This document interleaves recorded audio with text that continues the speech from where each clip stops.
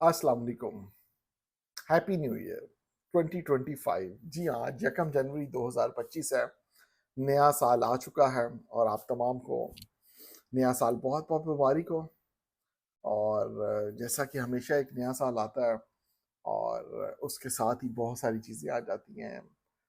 साल का पहला दिन होता है, एक एक्साइटमेंट होती है, एक जज्बा होता है। जैसे साल के आखिरी दिन पे हम रिव्यू करने की बात करते हैं कि वो भी एक नेचुरल सी एक चीज़ होती है कि at the end of any anything, maybe any relation, maybe any time period, maybe anything else, तो उससे रिलेटेड कोई ना कोई हम रिव्यू उसको करते हैं कि कैसा था, कैसा नहीं है।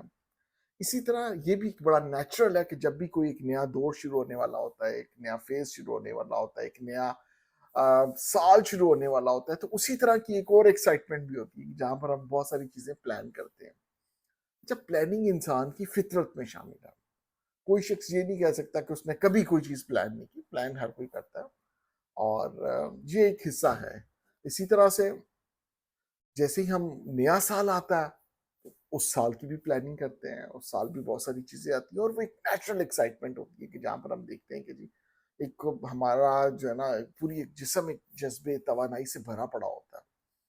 इसीलिए नॉर्मली लोग करते भी हैं कि न्यू ईयर रेजोल्यूशन पास करते हैं। हर साल एक नया एक अहदनामा आप कह लें बनाते हैं, अपने आप से कुछ अहदो पैमा करने होते हैं कि जनाब इस साल में मेरे क्या क्या इरादे हैं, क्या क्या अज़ायम हैं, क्या क्या टारगेट्स हैं, क्या हदफ है, क्या गोल्स हैं, क्या सेट करना है, क्या अचीव करना है लाइफ के अंदर, कौन सी अच्छी चीज़ें डेवलप करनी है, कौन सी बुरी चीज़ों को छोड़ना है और कौन से अच्छे काम करने हैं। तो ये पूरी की पूरी एक लिस्ट हर कोई अपने अपने तौर पे बनाता है। मैं हमेशा यही कहता हूँ कि बनानी चाहिए।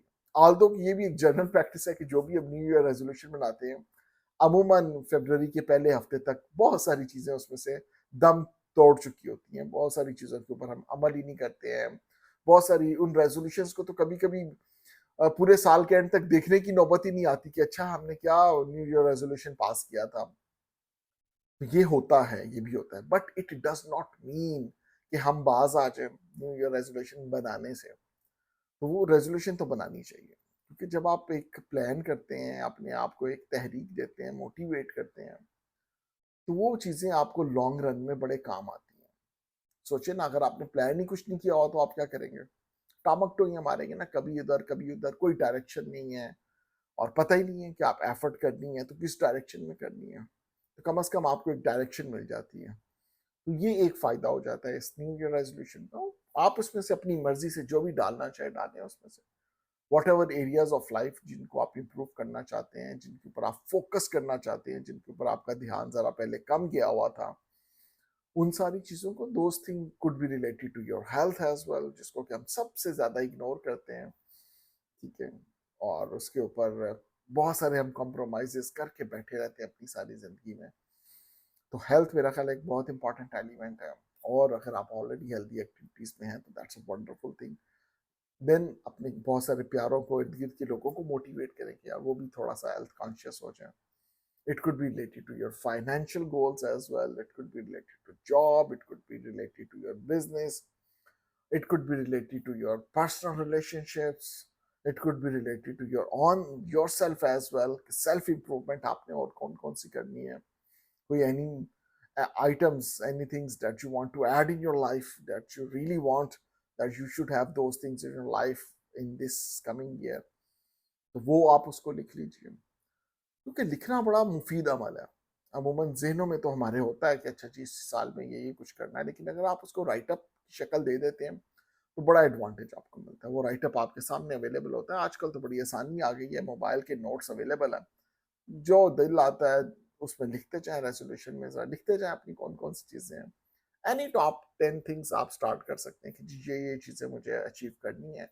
You can write your target dates as well, your target months, like कि जी आपने जैन में ये अचीव करना है, फेब मार्च में ये अचीव करना है, by mid of the year आपको ये कुछ कर लेना चाहिए, by the last quarter, by the end of the year आपके पास ये कुछ अचीव हो चुका होना चाहिए। तो ये सारी की सारी चीज़ें अगर हम राइट डाउन कर लें और फिर उसको हम अपना एक मंथली रिव्यू अगर देखते जाएं कि जनाब हमने क्या सोचा था, कुछ अमल कर भी रहे हैं कि नहीं कर रहे, कुछ याद भी है उसमें से कि हमने क्या करना था या क्या नहीं करना था, तो अगर हम उसको देखते रहें, अपडेट करते रहें, उसको रिवाइज करते रहें, क्योंकि जारी बात है with the pass of time बहुत सारी चीज़ें ऐड हो जाती हैं हमारी लाइफ के अंदर में भी। After a month, after a quarter आपको कोई भी चीज़ ऐसी याद आ जाए जिसको और फोकस करना है, तो you can just write it over there, लिखते जाएं और देखते जाएं।